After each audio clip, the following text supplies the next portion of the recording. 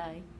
I'm in a different room today because Brother Mike has had COVID this week, and so I'm staying away from the choir room just a few days longer.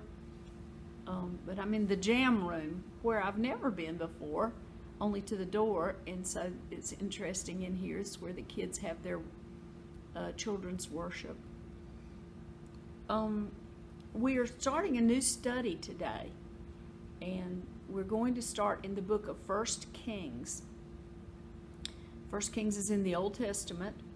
It comes right after Samuel, 1st and 2nd Samuel, and then you have 1st and 2nd Kings.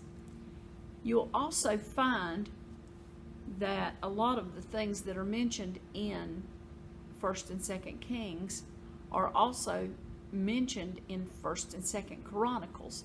So there are times that we'll refer to 1st and 2nd Chronicles because these 1st and 2nd Kings, someone wrote, and we don't know who, the sort of story of the kings, starting from King David and going forward. The Chronicles, as you can imagine, Chronicles means, historical record, I guess you might say. And so the historical record there is going to also have some of the things about the kings. And so that's, and it's good because you get information sometimes from both places.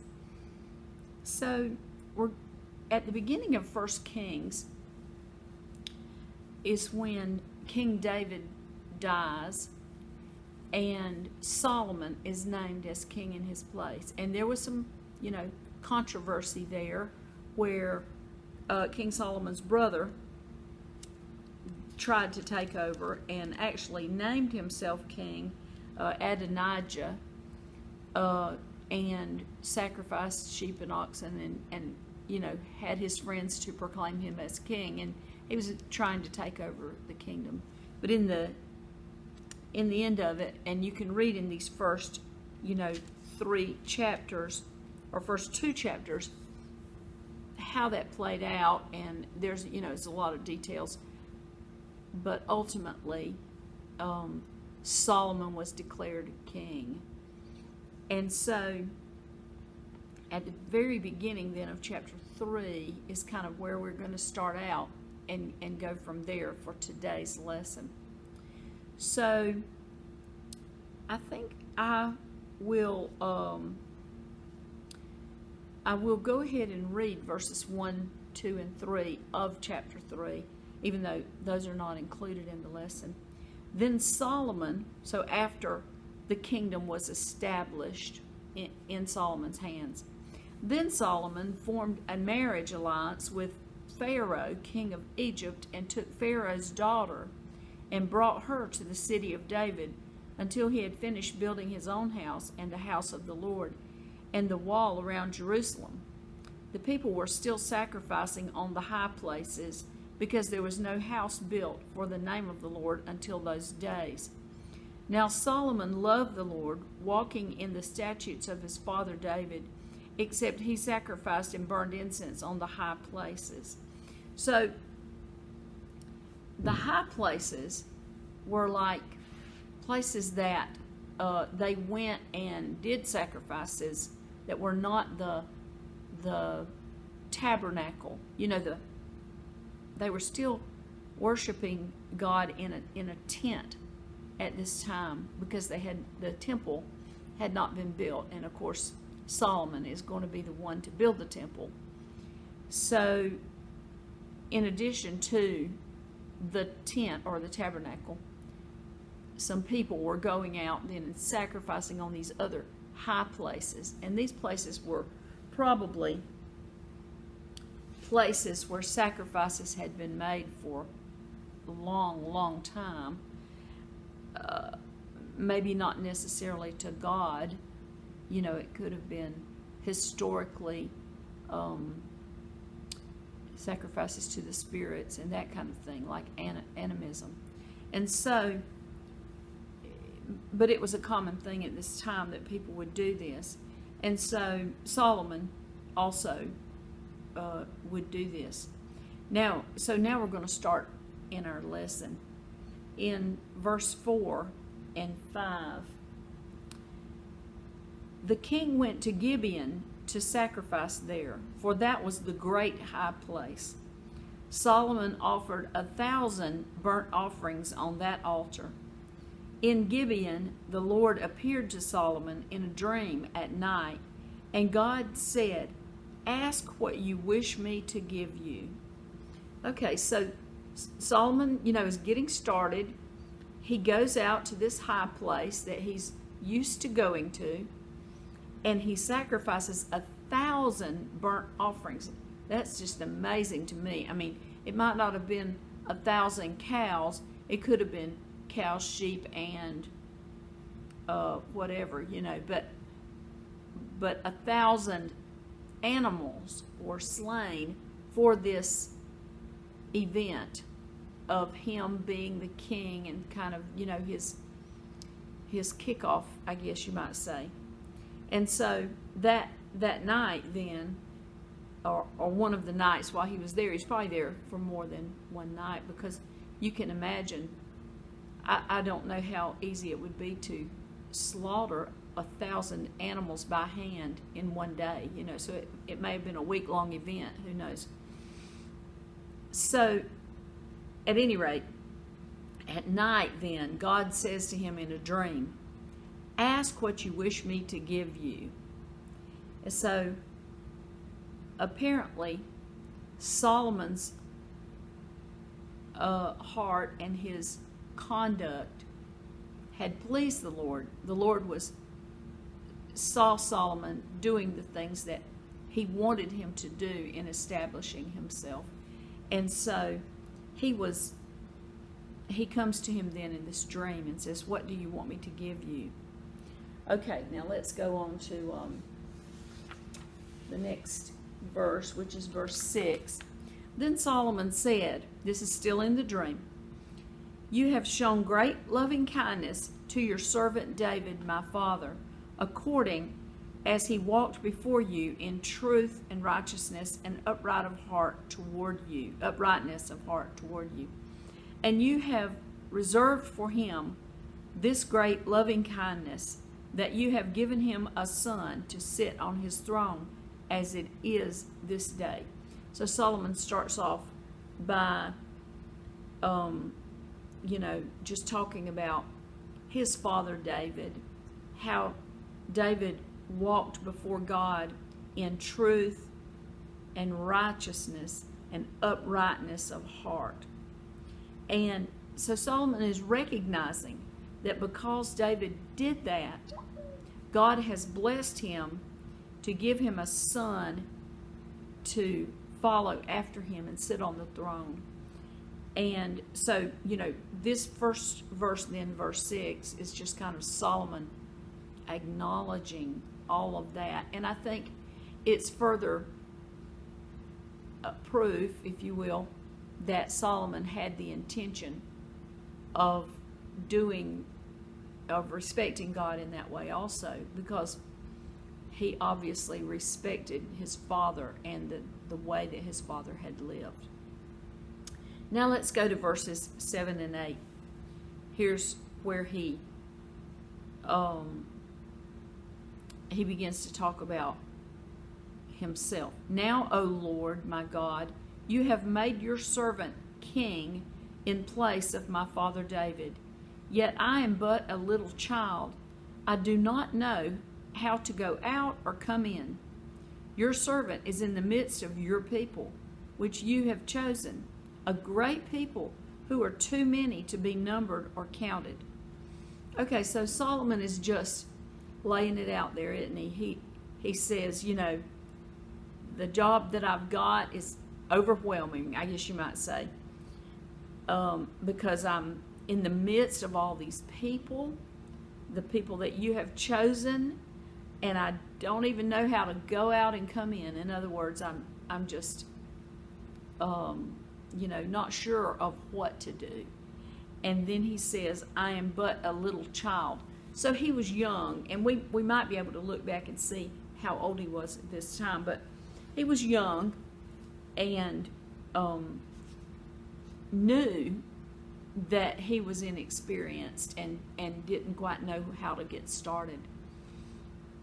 I think the fact that he recognized that he was young and inexperienced shows a potential wisdom, doesn't it? Because at least he realized that he needed God, to guide him, that he needed help. He could not do this on his own. And that, sometimes we find ourselves in situations where we can't do it. We know we can't. And then you have a couple of choices there. You can either try to do it on your own and leave God out of the equation, and then you mess up and do a bad job, and things don't happen in the way that they should. Or you can ask for God's help with the thing that is above what you can do. And I think God challenges us by giving us things to do that are harder than we could do by ourselves, so that we can see that He's with us and that He helps us. I really believe that. So then in verse 9, Solomon makes his request of what he really wants, because that's what God said, ask me what you want. And he says, so, because of all this, the great number of people, etc., so give your servant an understanding heart to judge your people, to discern between good and evil. For who is able to judge this great people of yours? So the part of it that was really, he felt like was most important, was that God would give him a heart of wisdom to be able to judge and discern. Because people would come then to the king, with the hard cases that needed to be decided. And so every day of his life, he was going to have to make decisions that were very difficult and judge between people and all of those things. And so he recognizes that is an extremely difficult job. And, I hope that our judges that are in our government today, from the Supreme Court right on down, I hope that they rely on God, or that they will understand that they should rely on God for the decisions that they make, and ask for wisdom. Because what a responsibility I recently, last week, I got called for jury duty, and I went up there, and the trial that was going to happen was a murder trial. And I thought, oh, wow. I mean, can I judge and make a decision, a vote on a murder trial, whether a man is guilty or innocent? And fortunately, they did not choose me. They chose other people, and I didn't have to be in that position. But that would be very difficult, to realize that. Of course, it wasn't a death penalty trial, but still, the evidence would have to be overwhelming to say this person has not only just for murder, but for any other thing. They've done this thing and they need to go to jail and be there for a number of years. You're making a decision about another person's life. That would be very difficult, and that's just one little thing. Can you imagine if you had to do that every day and make hard decisions every day and be sure that things were going in the right direction? That would not be easy. And so this is what Solomon has asked for now, is a heart to judge the people, heart of wisdom to judge the people. Now let's see. Let's go on then to verses 10 to 14. It was pleasing in the sight of the Lord that Solomon had asked this thing. So God was pleased that Solomon asked this. God said to him, because you have asked this thing, and have not asked for yourself long life, nor have asked riches for yourself, nor have you asked for the life of your enemies, but have asked for yourself discernment to understand justice, behold, I have done according to your words. Behold, I have given you a wise and discerning heart, so that there has been no one like you before you, nor shall one like you arise after you. I have also given you what you have not asked, both riches and honor, so that there will not be any among the kings like you all your days.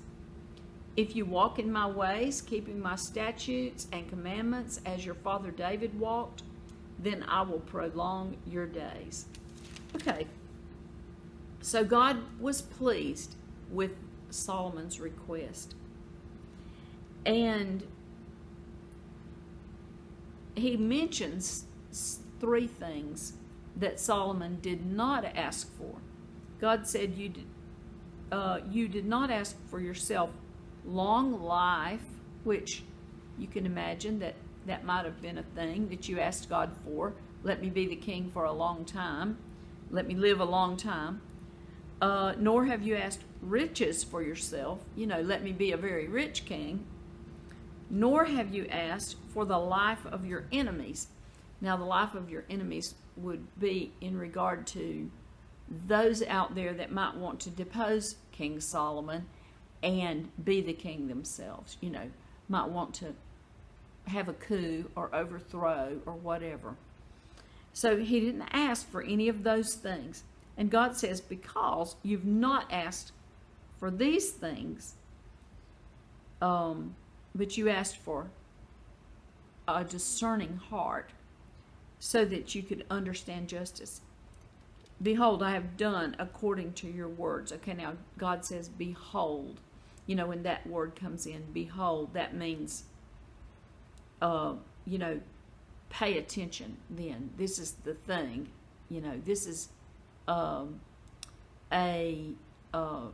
proclamation or something like that. So he says, behold, I have done according to your words. Behold, he says it again, I have given you a wise and discerning heart. Now, the wise and discerning heart he gave to Solomon was so wise that he says, there's been no one like you ever before, nor shall there be one like you after you. So he made Solomon the wisest king, that had ever lived, is what he was saying. And then he goes on to say, I've also given you what you have not asked, riches and honor, both riches and honor. So he's giving him the riches, and he's giving him honor. Let me see just a minute. It was long life, it was riches, and it was the life of the enemies, so that there will not be any among the kings like you all your days. So he's not only giving him riches, because you can be quite rich and not be respected, right? But he's also giving him honor, that the other kings are all going to recognize that Solomon is the greatest for all of his days, he says. And then he adds an if on the end. If you walk in my ways, keeping my statutes and commandments as your father David walked, then I will prolong your days. So there comes the long life that God is also adding if Solomon will live as he should and follow the statutes and commandments as David had done. And in other words, use wisely the things that God is giving him there, the riches, the honor, and the wisdom. Use those wisely and walk in the statutes of the Lord, and I'll prolong your days. Okay, now to verse 15. Then Solomon awoke, and behold, it was a dream. And he came to Jerusalem and stood before the ark of the covenant of the Lord, and offered burnt offerings, and made peace offerings, and made a feast for all his servants. Okay, so Solomon wakes up, And it says, behold, it was a dream. So, another statement to pay attention to. Solomon realizes it was a dream. And you can imagine it was a very vivid dream in which he had a word from the Lord. And so he wakes up and he comes to Jerusalem. Now it says he stood before the ark of the covenant of the Lord and offered burnt offerings and made peace offerings and made a feast for all his servants. He had installed, if you go back in the first 2 chapters, he had installed Zadok, the priest, for his reign. And so it would not have been Solomon who went and stood before the Ark of the Covenant. He may have gone and stood in the temple, before God. And had the burnt offerings and the peace offerings brought. But it would have been the priest who might have entered in to stand, before the Ark of the Covenant, because that was inside the Holy of Holies. You remember that. And so, this is not saying that Solomon went in there, but that he went and stood before God in the tent of meeting, or in the tabernacle. And, we can reflect on that, because he had been where? In one of the high places when he did these sacrifices, the 1,000 animals. And so when he wakes from this dream of talking to God, where does he go? He goes to the tabernacle, which is the place where God intended for them to make sacrifices and worship him. And he brings burnt offerings and peace offerings and makes a feast for his servants. So through the course of this dream, then, Solomon gets it now. He gets what he's supposed to be doing. It's not going to be about Solomon choosing, I think I'll go sacrifice at this high place or that high place because Solomon said so. He's put his heart right, and he said, this is the place that God wants me to make the sacrifice, so here's where I'm going. I'm going to go immediately from here to there and make sacrifices in that place. So it's interesting, that happened. Now, this is the end of our lesson for today. But if you go further, right from there, that was verse 15. So if you continue, then you read this story about the 2 women who were who came to Solomon, and they had the baby that one said it was my baby and the other said it was her baby. You remember that story? And Solomon says, bring a sword and we'll cut the baby in half and we'll give half to each lady. And then the real mother says, no, don't kill the baby, let her have it. Because that was the way he could tell that she was the real mother. And so he gave the baby to the real mother. One time we were out in the bush in Africa in a church that was just being started. And a pastor school student was with us. And this story was the story that he was using in his sermon. He was preaching the sermon. And he was using this story. And as he told it, he was doing it slowly and step by step. The women came, they had this baby, and, told the whole story. And these elderly ladies who were new Christians, and they were sitting kind of near the front, they began to get very upset. The one lady had the other lady's baby and all of this, and they've come before Solomon. And then Solomon calls for the sword. He's going to cut the baby in half. And when the pastor school students said that,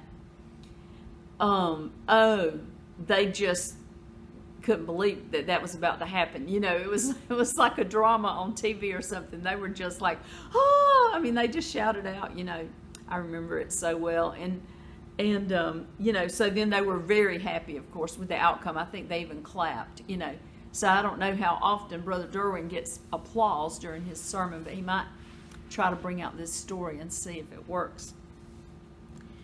Another thing that I wanted to mention to you was something that I heard yesterday about our people that are working down in Texas with the mission agency that we work with now, and they're doing an outreach to Islamic people, I'll say it that way.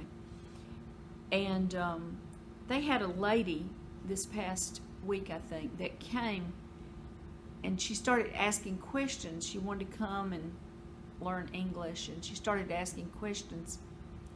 And through the course of that, she suddenly brought out that she had had a dream, and this made me think of it as Solomon's dream. She had had a dream of Jesus in which she was drowning, and when she was under the water and going down, a necklace came floating down in the water with a cross on it, and she grabbed the necklace and put it on her neck, and she was saved from drowning. And she then wanted to follow Jesus. And it was another example of these dreams of Jesus that we frequently hear of in the Islamic populations these days. We hear of it often. And if you have a Muslim friend, if you ever work with someone who is a Muslim or have an encounter like that where you have a chance to talk with someone like that, ask them, have you ever had a dream about a man in white? Or have you ever had a dream about Jesus or an angel or, something like that? And just see what they say, because surprisingly, it has happened very often around the world, not just in one place. Anyway, we'll stop there for today. I look forward to moving forward through the books of 1st and 2nd Kings with you. And the lesson next week is going to be taken from chapter 8. As I said last week, there's a lot of information in, in 1st and 2nd Kings, and there's no way we can squeeze it all into just a few lessons. So it will skip forward. So if you want to be ready for the next lesson, go ahead and read through that section, maybe chapters 7, 8, and 9, something like that, and then you'll be ready for the next lesson. And I look forward to seeing you then.